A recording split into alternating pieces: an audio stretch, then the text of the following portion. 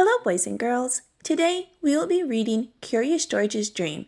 The authors and illustrator of our story are Margaret and H.A. Ray. Don't forget to like and subscribe if you enjoyed this story.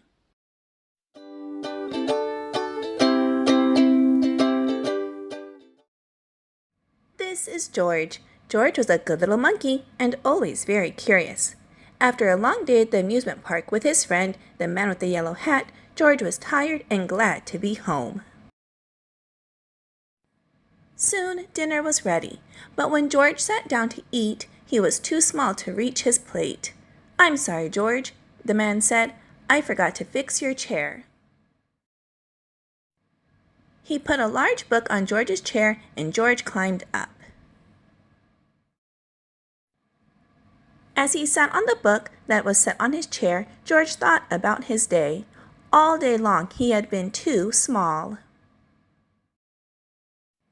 "Your hands are too small to hold these baby bunnies," the manager of the petting zoo told him. "I'm sorry," said the man operating the carousel. "I cannot let you on. You need a grown-up to ride with you."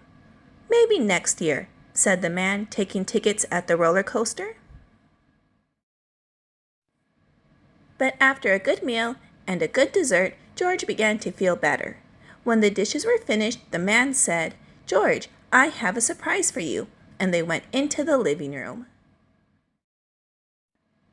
The surprise was a movie. George was glad to watch a movie. That was something he was not too small to do.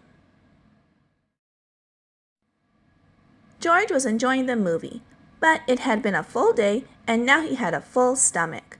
Soon he could not keep his eyes open. The next thing George knew, he was back at the petting zoo. But this time something was different. The petting zoo was very small.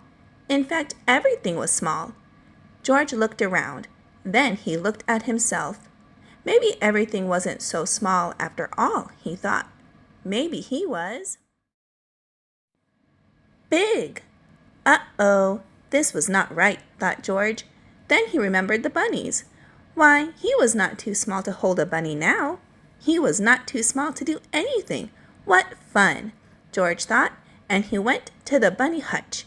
Now George could hold lots of bunnies, and he cuddled them to his face. The bunnies liked George.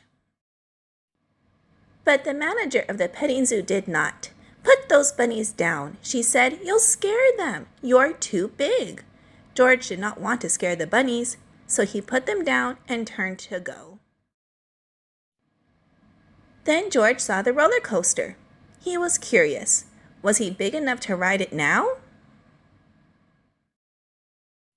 Of course he was big enough.